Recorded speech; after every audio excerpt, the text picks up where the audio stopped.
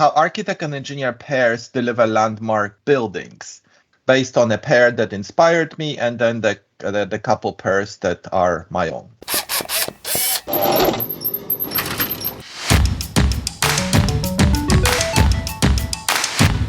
Welcome to the Structural Engineering Podcast. I'm Max, one of the hosts of the show, and I wanted to apologize for the big delay since our last episode. I broke about 5% of my bones and had to take a lot of time in the hospital, but we're coming back, and it's all starting right now, so please enjoy the show and contact us with any questions or suggestions you might have. For this episode, we have a wide-ranging talk with Robert Malczyk, the principal architect of timber engineering and a mass timber specialist. Enjoy. One more thing before we start the episode. For the past year, we've been working with a structural kit called MOLA, and we've been huge fans of it. We actually both have a set in our offices. I found it useful when explaining engineering concepts to young engineers and discussing how buildings deflect when loaded. MOLA structural kits are now sold on Amazon, making them even more attainable. We'll put a link below so you can check them out. If you're listening between November 1st and November 7th, they're offering a 25% off discount, so be sure to get yours today. Thanks for listening, and now it's time to talk with Robert. So Robert, you've been promoting design of mass timber for your whole career. I know that even in grad school, that was a big part of your focus. I'm curious what drew you to timber so early on, and is that the same thing that keeps you enthusiastic about it now? Well, what drew me to timber was kind of an accident. Both my parents are structural engineers.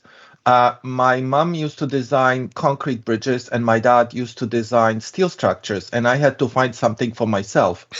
So I actually ended up traveling around United States in the 80s, and I just fell in love with your framing.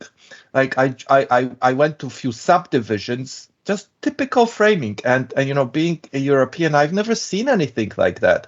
And it was just like fascinating how all the 2x4s, 2x6s were putting together and how smart and efficient it was. And then I went back and I started looking more into timber, and I discovered this book called Holzbau Atlas by Julius Natter, and I figured, wow, I want to do these big stadiums and large community centers and buildings in wood, and that's how it started. That's awesome. And for people that haven't kind of traveled around seeing construction in Europe, what is the typical construction out there? It's brick. It's most houses are built out of brick, and the only part that it's wood, it's the roof. So you just have the standard rafters and purlins, and this is it. This was back in when I was growing up in the 80s and 90s. Now it's kind of cross-laminated timber and glue lamp post and beam and prefabrication, but it's still mostly brick and concrete. Interesting. Okay. And so what do you think the epicenter for timber is right now? Is that North America? I would like to say that it's Vancouver, BC. And that's, of course, where you are, right? That's right. Just happens to be, yes. Yeah. But I still think that the epicenter is Central Alpine Europe. So Switzerland, Austria, Southern Germany, Northern Italy. This is where the best companies are. This is where the best professionals are, the most research. We have a strong cluster here, but and we're catching up really closely, but they're still better. Hopefully we get them quickly. Yeah, so Robert, kind of getting started, do you mind just giving an intro about yourself and your company?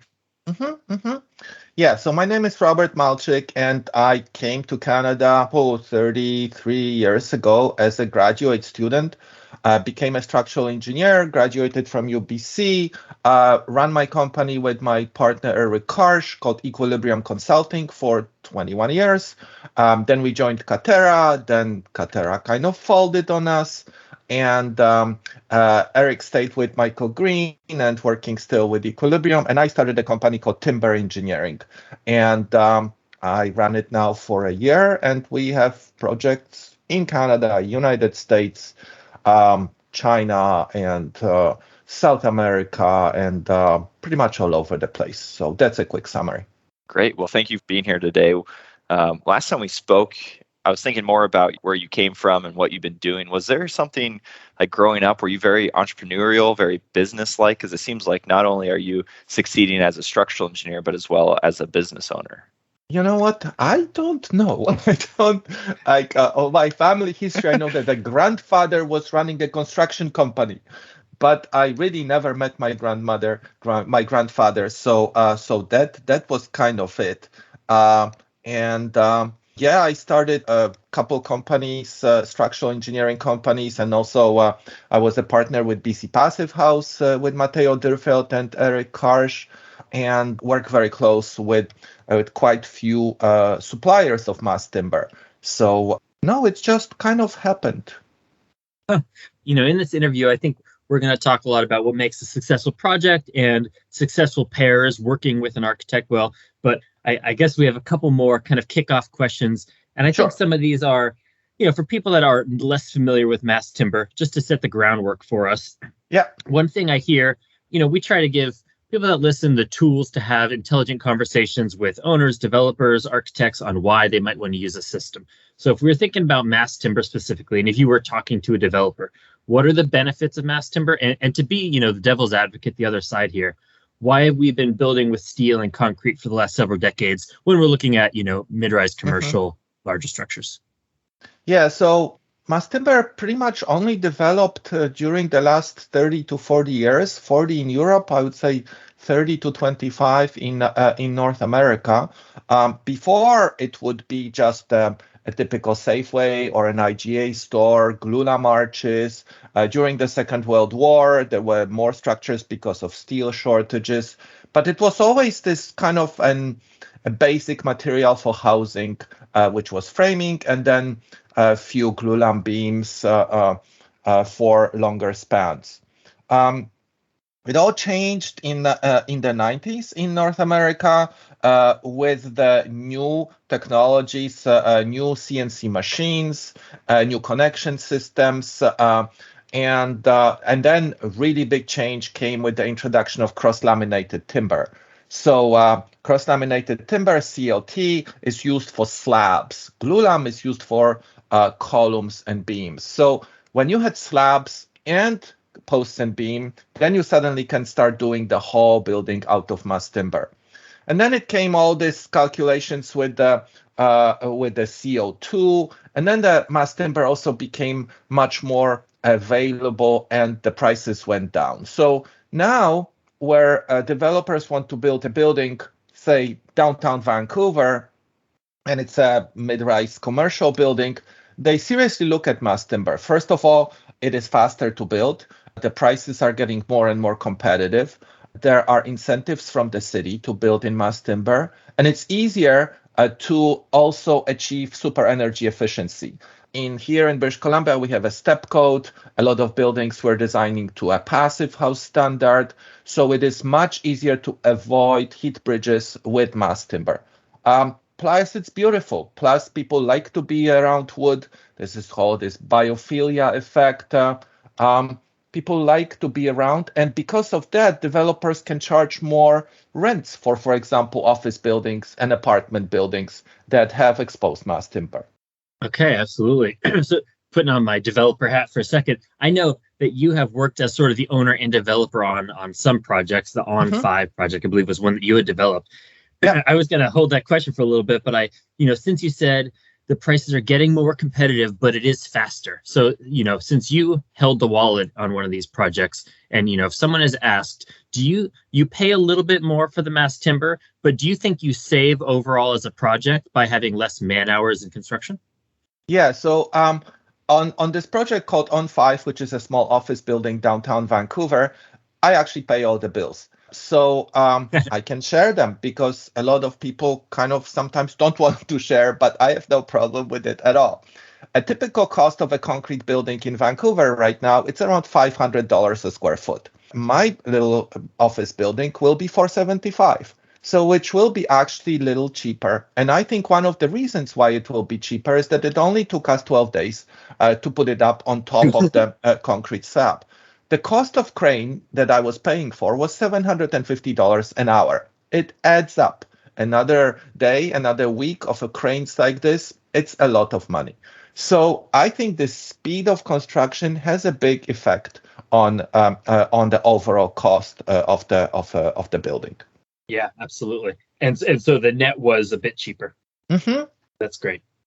All right. Well, now that we've kind of gone through mass timber, a little intro there, let's kind of dive into the topic today and discuss more of kind of what you're seeing makes a really successful partnership and successful project.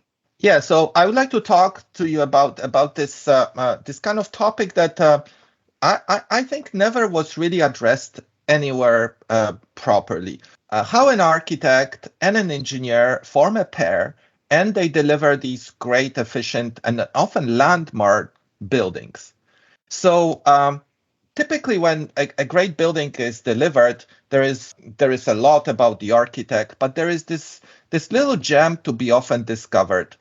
And this is a friendship or a relationship or a professional partnership between an architect and an engineer.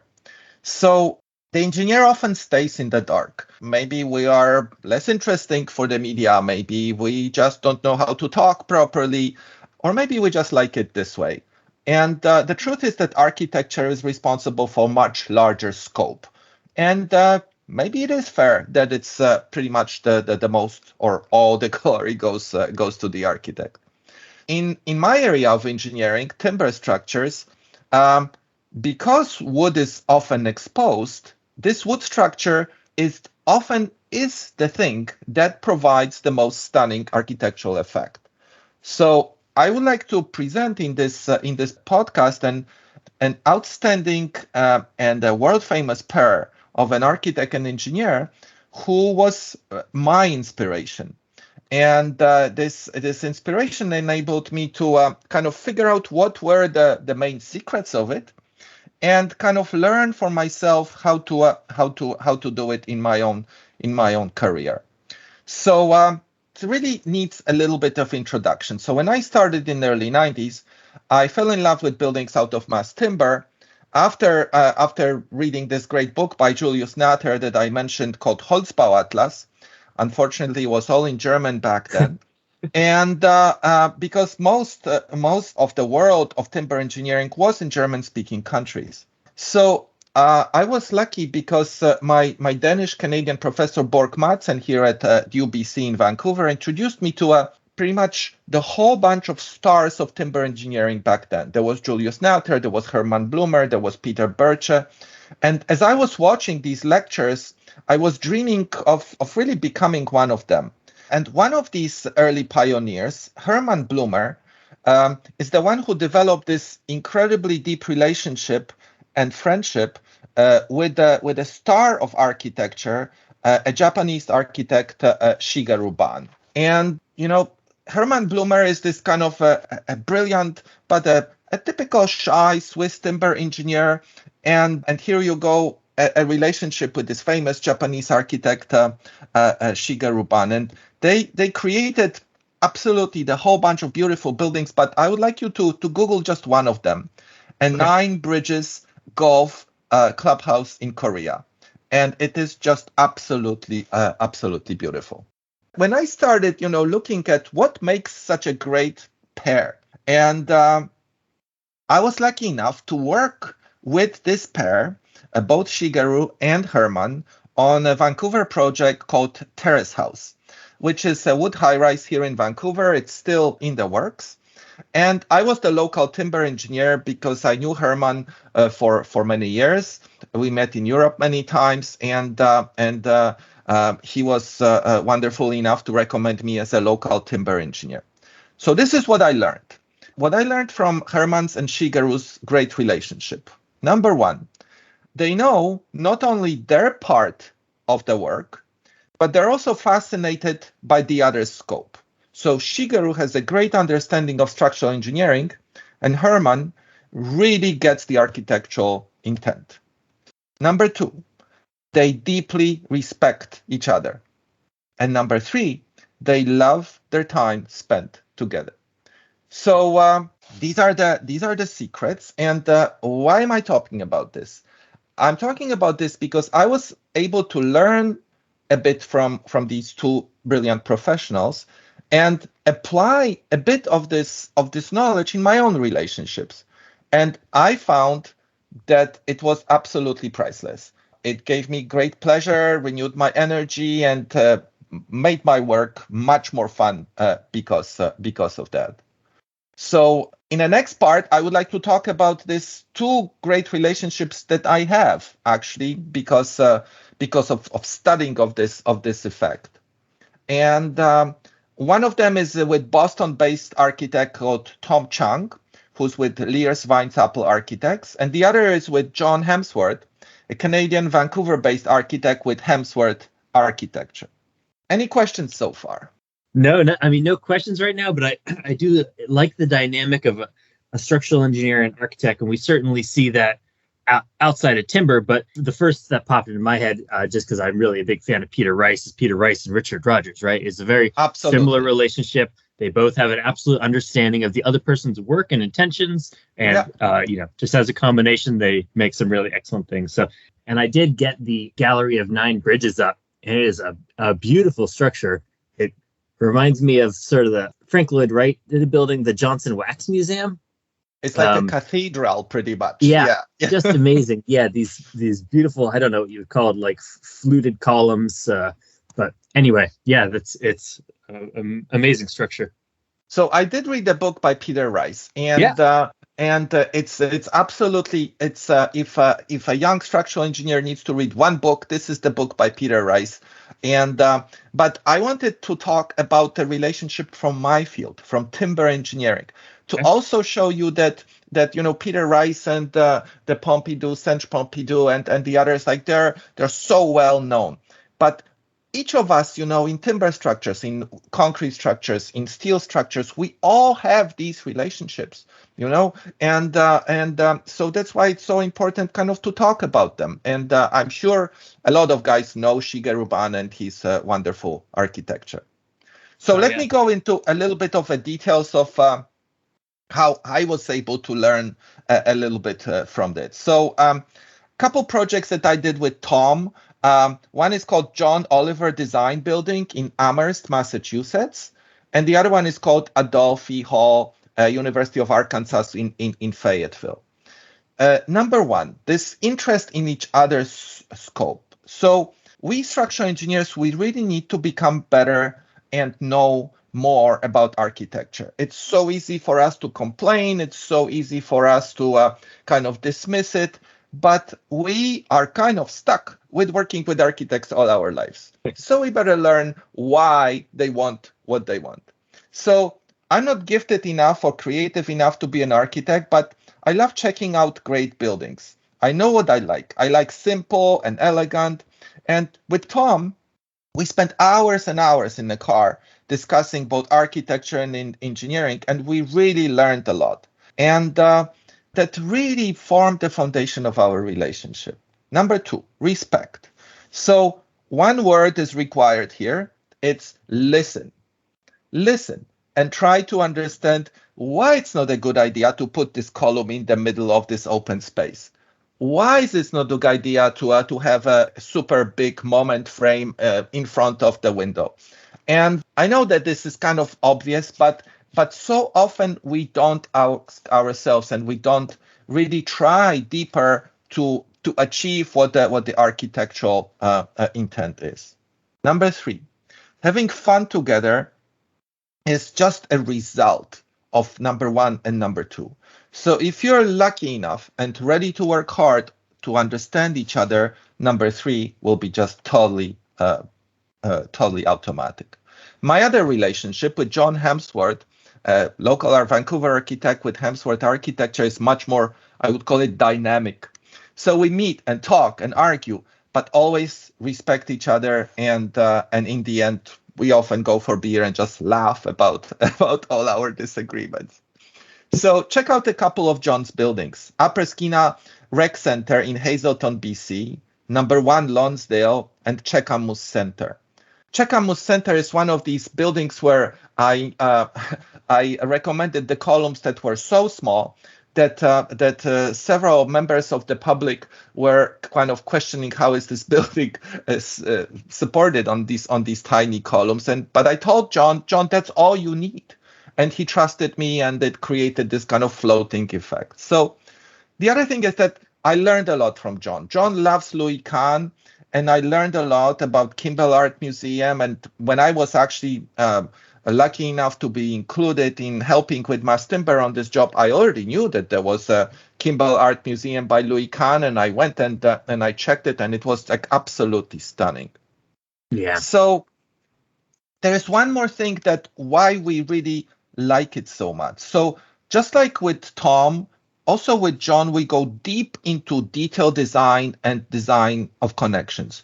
We actually take time to do it, which is really, really hard. So with Tom, we just two of us, the principals in the firm, we designed these zipper truss connections at integrated design building at UMass in Amherst. And with John, we designed the connections for the tree structure in Hazelton Arena and all these joints that are now on it. So that's kind of why am I talking? And the thing is that I really would like all of you engineers and architects to try it. If you're an architect, try developing a deeper relationship with your structural engineer. And if you're an engineer, stop complaining about architects.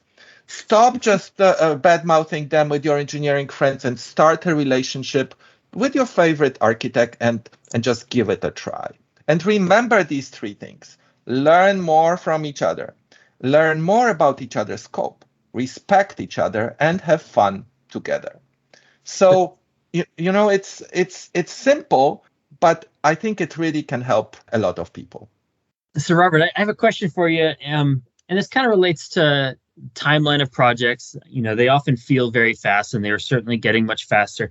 How do you make time for these conversations to have a deeper understanding of the building with the architect? I think where I'm coming from here is, a lot of times we are handed a schematic level architecture plan, and our responsibility is to kind of fill in our feeling for the structure.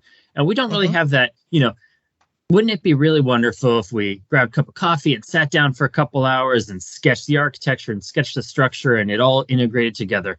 But that's not, I think, the process that fast timelines push us towards. Would you say do it a little bit differently when you're kicking off a project? Yeah, I think there are kind of two types of structural engineers, the polite ones and then the obnoxious ones. And I'm on the obnoxious side. So I always try to change the building. First, when I flew to Boston for my first meeting, despite my European accent, I was told I have a West Coast attitude, which was really funny. Great. Because I told them that, okay, this building is fine, but you need to change the grids and change the cores and change the building. And I was looking at their faces and they were like, what? You are not here to change the building. You are here to kind of put the structure in this building. But I was able to change the building. I was able to explain why it makes sense to change the building. And it really sometimes works. And if you have good arguments and if you work with people that deeply respect you, after the initial shock, they actually listen to you and you are able to change the building to make it much more structurally efficient. And in case of timber structures, make the timber become a probably good architecture. That's my hope. Okay, so be a little out there, maybe a little annoying if you have to be. That's right. A little chutzpah will help. Yeah, I like it. Gosh, that's hard to follow up with. That was Robert. That was some really good input. I think I can see that a little piece of that with people I work with and colleagues with relationships and stuff, and that's really true. The respect and spending time together and being part of each other's kind of work is so important. And the spending the time together, we are all busy. We all have families and we all have hobbies and other parts. But there are things that often we can do together. Like with John, we played ping pong together. We actually skied together. We were traveling around BC with Tom, around Arkansas. We went all the way down south and we looked at. So there are possibilities. If you open your eyes and if you really try, you will find opportunities to spend more time together. Have breakfast together in the hotel when you go to faraway project and start talking about architecture and engineering. Like there is always an opportunity. Yeah, couldn't agree more. So originally we learned more about you. Max and I were kind of looking and trying to understand the UMass building, and if anyone listening has not seen it, it's definitely a great thing to Google, and we'll link it down in our show notes. Could you tell us more specifics on that building structurally? I know you kind of went into it a little bit with changing it architecturally. Could you tell us more about the structural system of the building? Yeah, so the structural system is really first time on the East Coast and probably first time in America where we used the CLT shear walls. So everything top of the ground is all wood. So glulam post and beam and CLT shear walls.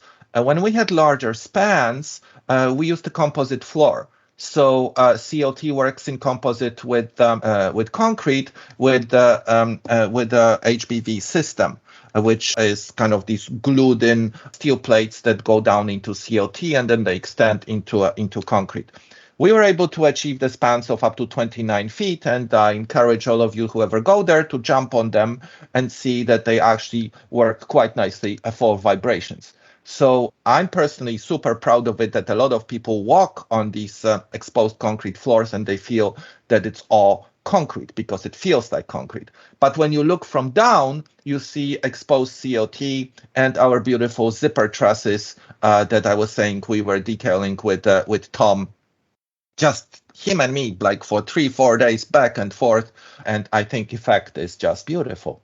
It certainly is. You know, on the On5 project that you did, I was wondering, since you were sort of the owner developer, was there anything that you got to try on that project that was maybe a little out there that you didn't have the opportunity on a project that, let's say, you weren't paying the bills, basically?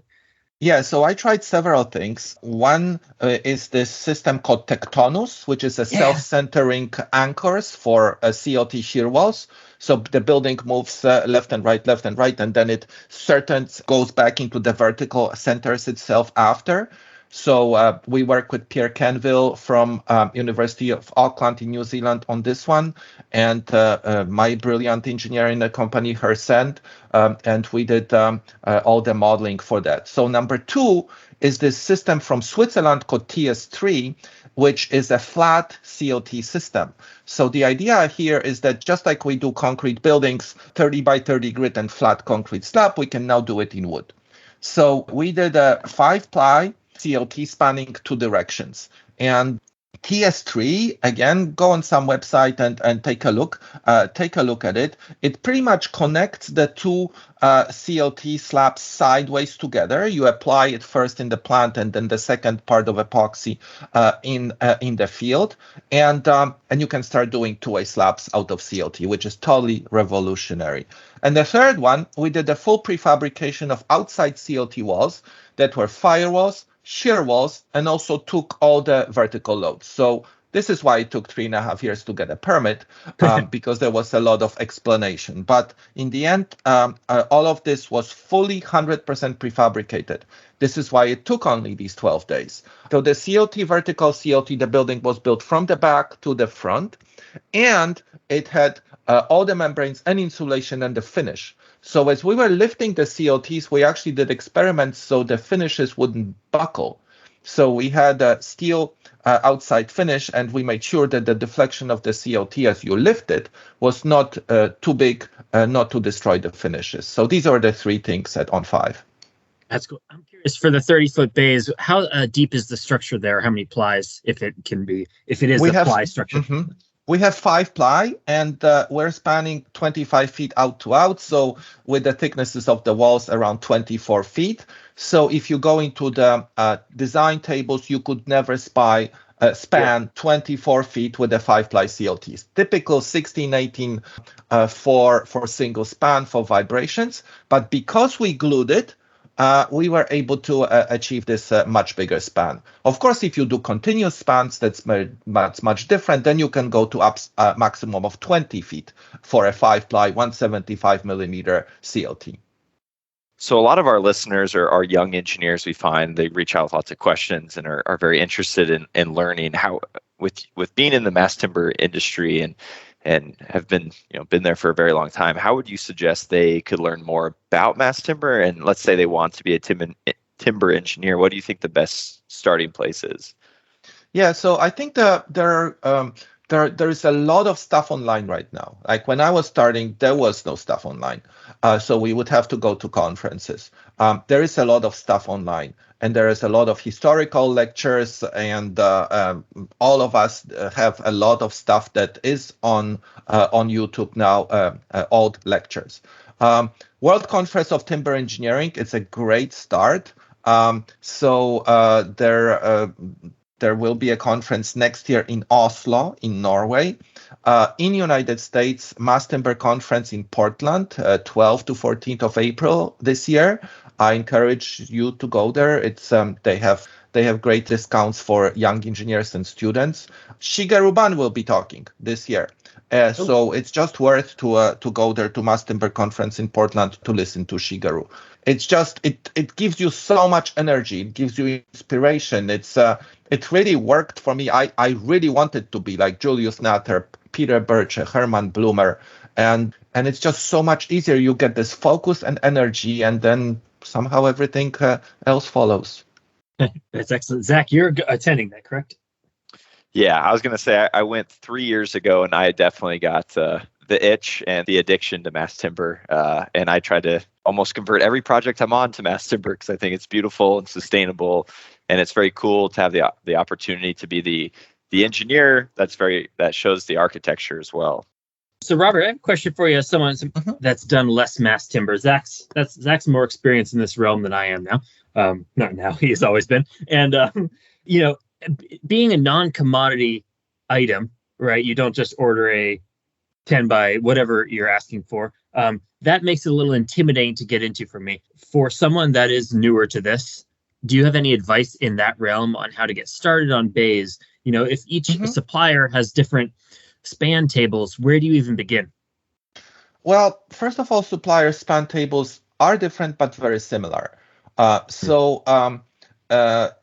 Learning from suppliers, it's hugely important. So in North America, we have great suppliers like Structulam now in Arkansas and British Columbia, and Nordic on the other side, and Western Artship also here in Alberta. So there are a lot of local engineers who work for these suppliers. Invite them for lunch and learn. Invite them to listen what they have to offer. On top of a free sandwich, you actually might be able to learn something.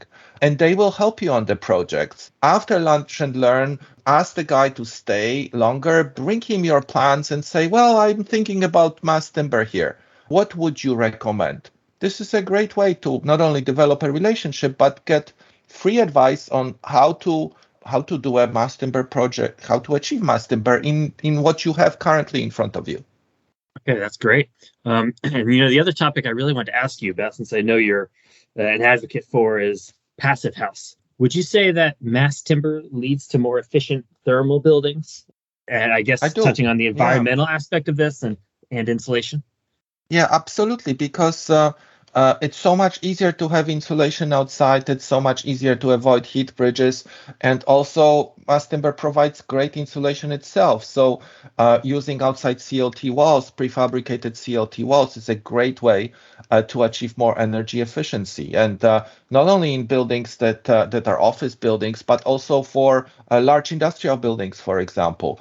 We are now considering vertical CLT panels fully prefabricated for industrial buildings. We've done buildings like this before.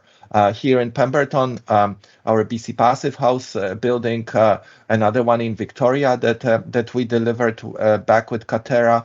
So more and more of these are becoming mass timber buildings. And as I said, as the prices go down, as the fabricators do more and more prefabrication, it's easier to actually fit it within your budget. That's great. Yeah, prices will come down, and hopefully we'll see more use of this. Just a quick edit. We talked casually for a few minutes. I didn't feel right to keep that in, so I'm going to snip that out and cut to the end right here. Just want to finish that, I really would like to encourage people to find these professional relationships. As you go through the career, it gives you energy, and it makes it much easier to go through tough times. that we all experience over the years in our professions. So I'll give you an example. Like I'm working now for almost 30 years, and I'm meeting John Hemsworth at 3 o'clock today in 2 hours. And we're starting a job in Hakuba, Japan, and it will be a library project. And we're doing a mass timber proposal day, and I can't wait. I know John will have completely different ideas from mine, and we'll be just pushing and arguing and back and forth. But it's so much fun, and it gives you this fire. It gives you this reason to get out of bed, and I can't wait. That's the reason I wanted to share it. That's great. Thank you. Yeah, I think it's the type of working relationship that everyone should really strive for, and I know hard to get, but worth trying to get. I don't think it's hard to get. I think it's just it just requires a more focus and an example. I was lucky enough to see it with my own eyes, and not everybody who starts is lucky, but if you read Peter Rice's book, there is a book by Hermann Blumer, unfortunately in German, How Wood Can Change the World. But I'm sure there are others. So if you start noticing it and putting these 3 principles that I try to kind of dissect from this, I think it will be so much easier to do it yourself. Perfect.